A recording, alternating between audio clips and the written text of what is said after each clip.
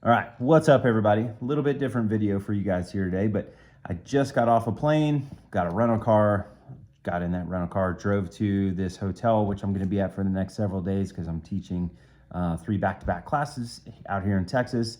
And I felt like this would be a really good opportunity, since I have some time here in the hotel, to go over, flying with firearms, what to expect in the airport, what to put in your box, how to put it in your box, etc.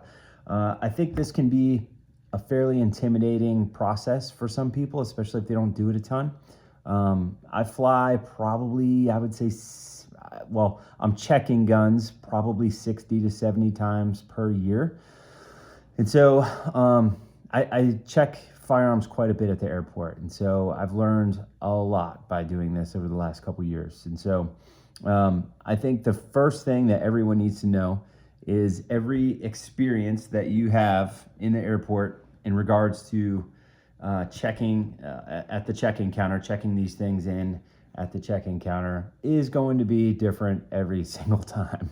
And it's going to be different every single time because not everyone knows the rules of checking firearms at the airport. Not everyone thinks you can have several guns in your box when you are allowed to have several guns. There's so many different things that people have tried to get me to do at the airport in terms of like, hey, show me that they're clear.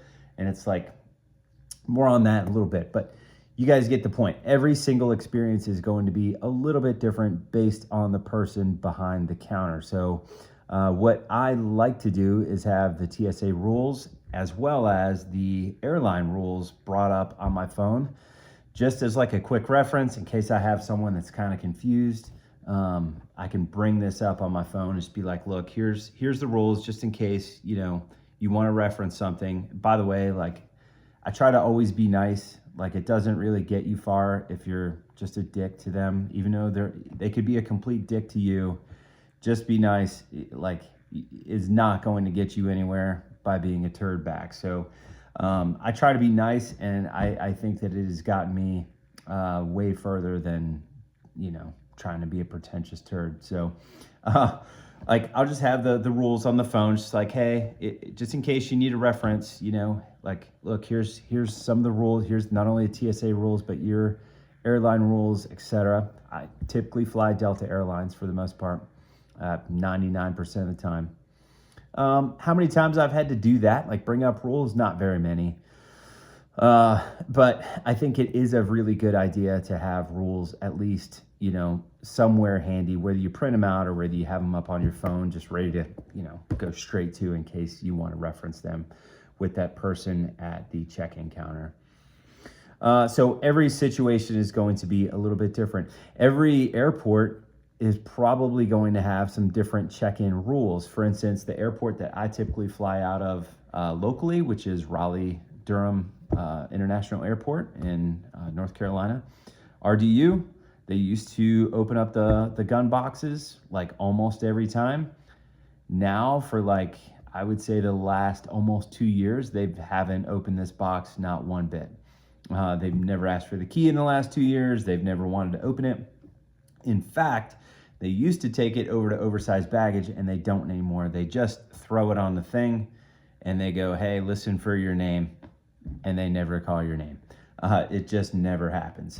Some airports, Phoenix, every time I've flown through Phoenix Airport, they want you to definitely take more time if you're going through Phoenix, because they want you to follow someone up into this like little room where there's an elevator. You go up the elevator, they're gonna run it through the scanner. You have to stand there in case they need to open it. So the point is, every single place that you go to and every single person that you deal with behind the counter is going to be a little bit different experience. So like, leave plenty of time. I typically get to the airport with about 2 hours. I've only used all of that time one time, and that was in Phoenix. You need some time in Phoenix. So leave yourself about 2 hours. Just be ready to oblige to do almost anything, right? Like, if they want to open it, fine. Here, let me watch you open this thing. Here's the key. Do whatever you need to do. throw it back in there and get my crap on the plane. Sometimes airports won't let you go down and be in the room when they open it, which I don't like at all, because I carry things like, well, I'll pull it out here in a second, but like there's an SBR in this box with a silencer. Technically, I'm the one that's supposed to be in charge of that stuff at all times. So if I hand you the key, technically speaking, that's not really against the rules. So sometimes I will leverage that, like, hey, there's NFA items in there. I'll be glad to get your name and your information and call the ATF and tell them that you are now in charge of, these class 3 items. Sometimes they'll bite and be like, okay, just come with me and watch me open this box. Sometimes they won't. Las Vegas, a good example of that. Las Vegas, I stood there and argued with the guy for 30 minutes, and I ended up just basically bending over and taking it right up the rear, just throwing my keys. Here you go, man. Hopefully they don't steal anything or break anything. But again, just be prepared to do whatever you need to do. Also have those rules ready. Another great example of having the rules ready, flying through Tucson, Arizona. This was actually kind of recent, and this was through Southwest. So again, everyone says Southwest is great. I have not had that experience, but flying through Southwest, the guy at the ticket counter said, you cannot fly with this box because this is a suitcase, not a container. Now, if you read the rules, there's a difference between a suitcase and a container. Well, this is a hard-sided locked container with locks on it. So he obviously, well, I'll paint you a picture. He had on like a rainbow necklace. You guys get it, right? Like he was not a fan of guns. So he was gonna give me a hard time. Fine, but having the rules there and then being able to call the manager over to like show him like, hey, here's the rules. This is a container, not a suitcase. It's actually like meant for guns. I was able to get through there and they put my crap on the plane. But again, that's another example of like, you need to leave some time, dude, because some of these people have no freaking clue what they're looking at. And so definitely leave some time. Now, how you will pack this. For a long time, I would put pistols in DACA pouches. So if I'm taking pistols and a rifle or just pistols, I would take my pistols, put them in DACA pouches, and just chuck them in this box because that DACA pouch protects everything. Now, I ran into more issues with the pistols being in a pouch than I did like them not. So what I mean is they would see that pouch, see a pistol in there, because sometimes the person at the counter will say, hey, show me the gun, show me that it's clear. And like you have to repeat back to them, by the way, like, okay, you want me to take this out and then like, do this in the airport, right? Where do I point it, etc. So I ran into more problems with those things being in DACA pouches. Not that there's anything wrong with a DACA pouch. However, at the airport, when they see a gun in a pouch, they go, well, hey, why doesn't that have locks on it too? And I go, no. This box, this Pelican box, this big black 1615 Air is the hard-sided locked case. All of the holes have locks in it. Like, this is the case. Those are just holding the pistols in it. And so you have to, it was too much of a pain in the ass for me. And so I don't do that anymore. So I like to have everything where they can see it, right? I don't want anything in a pouch. I want them to look in here and go, yup, there's a gun, there's a gun, there's a gun. Nothing is hidden in this thing. And off I go to my flight, right? The less amount of time I have to spend with them, the better. So I don't like putting anything in DACA pouches just for that reason. Again, everything is going to be, basically where they can see it at the gate. Now, if they do ask you, hey, I want to make sure that gun is clear. I've had this happen several times. I repeat back to them in my way what they want me to do. So I say, okay, just to make sure we're clear on this, you want me to remove the gun from the box and manipulate the gun right here. And typically they usually think about it for a second and they go, no, we don't want you to do that. And it's like, right, because that's not your responsibility to check on if the firearm is clear.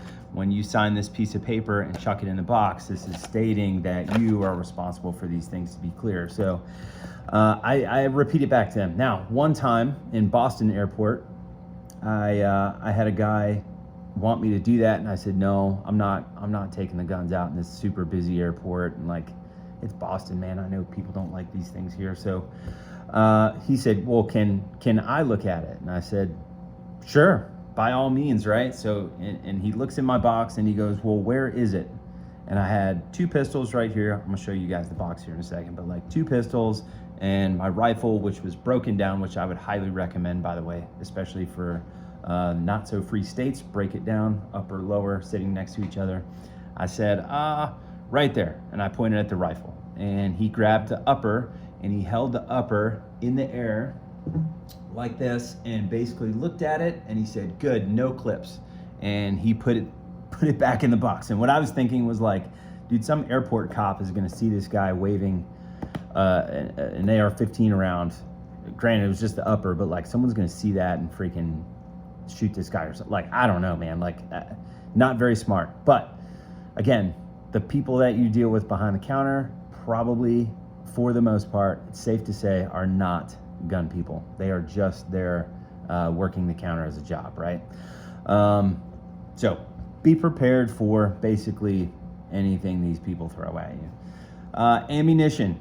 If they ask you if you have ammunition, I would say either no, because you put your ammunition in your clothes bag, then it completely takes that out of the equation and you do not have to declare ammunition. So that's typically what I do. I take all of my ammunition, I put it in the clothes bag. If they say, hey, do I have ammunition? I say no.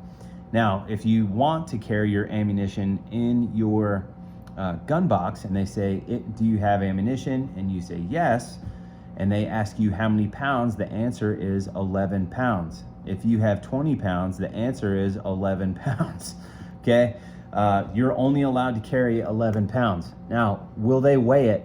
I've only had my stuff weighed one time, and I was well over 11 pounds. And this was a real pain in my ass because then I had to take ammo out. I had to go back out in my truck, take ammo out, and then weigh it when I got back in there, because the guy behind the counter saw me and like waved me over because he wanted to make sure, whatever. And then when I got to where I was going, I had to buy ammo. So the answer is always 11 pounds if you're going to carry the ammo in the box. However, I would just put the ammo in your clothes bag and check the clothes bag and tell them you do not have ammo. That is what I do pretty much all the time. Now, in terms of ammo, you're gonna want these little boxes. These hold 100 rounds of 9mm. They also make them for rifle as well. I typically like to tape these things shut, as well as, well, you can't really see it here, but I will tape them shut and then squeeze them together and wrap tape all around them. This way they don't like go flying all over the box, break, and then I have ammo everywhere. I've even heard stories of these ammo boxes breaking while in flight, and then people get to their connection, they get pulled off because, hey, you got ammo, you have loose ammo in your box, and they got to deal with it. I don't want that crap to happen. So I just tape them all together. Another good idea with ammo is a bag like this. So I have 4 of those blue boxes, so completely full. There's 400 rounds in this bag from my good buddy Ken over at Cloak and Dagger. He sells these things. You can fit 6 of these in there, but I felt like it was gonna break my suitcase because it was pretty heavy. So take that, and then you could put all of those boxes in there. That way your ammo boxes will never ever fly around in flight. That is pretty much what I got on the airport gig. Don't put TSA locks on it. You're actually not allowed to have TSA locks on your gun box because anybody can get into it. Like, that kind of defeats the purpose. You need locks kind of sort of like this, and you need locks that will fill up every single part or every single lock hole on your box. So if you got 4 holes, you need 4 locks. For this one, I've got 2. So let's go over the box here. This is a Pelican 1615 Air. The deal with the Air is very, very lightweight. So since it's lightweight, you can carry a whole lot more. So I like the Air. Start off with the pistol section first. So this is out of another gun box. So I believe it was a Seahorse box that I just took the foam out of. I took a reciprocating saw, cut that, and now I have a nice place to stick these pistols. The pistols don't flop around. It also has a spot for magazines. You can get on Amazon, guys, and find stuff like this that'll fit in here. It doesn't need to be a specific brand, but there's lots of companies that sell these like styrofoam inserts. This yellow organizer thingamajigger in here is for a Pelican. Now, do not get it from Pelican, because when I looked on the Pelican website, it was like $200 and something. And when I looked on eBay, it was like 67 bucks. So I got it used. It was super dirty. I don't care, like it's gonna get dirty again. But this makes it really, really nice to, you know, not only pad your stuff, but organize it as well. So as you guys can see, I carry my rifle back here. Let's see if I can get it out of there while I'm holding the phone. What's it caught on? There we go. So I stick the rifle back here. Again, I break them down just so it's not complete. And that rides in the very back. And I like to pack that pretty tight, so, you know, because they're gonna like fire this box into the plane. It's not like they're gonna be very gentle. They're not gonna treat it like it's theirs. They're just gonna essentially like football punt this thing onto the plane. And so I like to pack them fairly tight. This way stuff doesn't get banged around as they're throwing it about the plane. So from there, going forward, I just have this big open space. Today I actually did fly with ammo in my box. So I've got rifle ammo in here. I've got DACA pouches with magazines. DACA pouches are great to, you know, keep your stuff organized. And so I've got 3 AR mags in here. This is typically where I stick my belt. And I'm underweight the way it is now. I could have 70 pounds. Most of the time you can only have 50, but like if you got status or whatever, like you could have more. So like I'm underweight the way it is here. So like a lot of time there's extra space here. And so I'll throw things like maybe an extra jacket, maybe some shoes, extra pair of shoes, something like that. Like there's plenty of room in the 1615 Air for all kinds of activities. So let's see, this organizer on the back, I basically just got this thing from Amazon. If you guys type in just like lid organizer for Pelican, you'll find this thing. And then you just search for the one, the Pelican model that you have. So down here, I've got some tools, basically like drill bits, any kind of, you know, driver bits. There's a knife, there's a multi-tool. I also throw my rifle sling in there. Up here, I actually have an extra set of locks. This is a very smart thing because I've heard stories of TSA, you know, getting the gun box in the back, and instead of calling people to open the gun box, they just cut the locks, and then you're kind of SOL, right? Because now you need locks. And so I carry an extra set of locks just in case that happens. Moving right along, we've got some tourniquets in here, just because like I have a bunch of people shooting, you know, all around me. So I always have some sort of at least a tourniquet or 2 or 3. Definitely can't hurt. They don't take up any kind of room. And yeah, definitely at least carry a tourniquet. In here, we've just got, you know, basically some like prizes and crap to give away. The other thing that I find super handy to carry are these things. Remind me when I saw it. So these are Zeiss anti-fog wipes. So if you've got, you know, like a super humid morning or something like that, and your glasses are all fogging up, you could take those things, wipe down your glasses with them, and they don't fog up anymore. So buy those Zeiss anti-fog wipes. It'll save you a lot of heartache on days where, you know, your glasses are fogging up. Whether you're at a class or a match, like that's a giant pain. So buy those things. They're super cheap too. Down here, we've got some paster tape. I've also got Sharpies. I also carry like surgical tape. in case I do things like rip my hands open or student rips their hands open. Shot timer, chuck that shot timer in there. Extra lube, definitely always carry extra lube. Sometimes I need it, sometimes a student needs it, or a buddy needs it, whatever. In here, we've got sunblock, chalk, Tylenol, just in case I need it or someone else needs it. DACA pouch with, you know, some other like prize stuff, howitzer coupons, etc. Microfiber cloth. This is super handy to keep around too, just for glasses, optics, etc. You can buy like a roll of these things for super cheap at like Home Depot or Lowe's. But that's pretty much it, man. You know, it's fairly straightforward with, you know, what you would want to bring like to a class or a match or something. Like, just put everything in here that you would need, right? This lid organizer thing is going to help you organize pretty much everything. I will say too, one quick thing to note on this thing drills into, they look like little studs that are, you know, Pelican molds them into the lid. So it drills into there. I would not like ugga-dugga the thing, because if you ugga-dugga the thing, I could totally see those things stripping, and you're pretty much shit out of luck. So when you install that thing, just like give it a little bit of torque on the screws. There's 4 screws that hold it up, you know, 1 in each corner. So don't over tighten it, and you'll be fine. This thing has been up there for going on 2 years, and I haven't broken it yet. So I would say that it's going well. One last thing I like to do, and this is just a me thing, this isn't like a rule or anything. I like to leave my locks inside of the Pelican case when I walk into the airport. This way I don't have to unlock, you know, this box to find these locks, and then, or unlock the thing rather. Cause a lot of time, like a lot of these airports, like it's a pain, right? Like there's other people around you, and you don't have a ton of room. I was just in an airport, one in California. I think it's Ontario, California.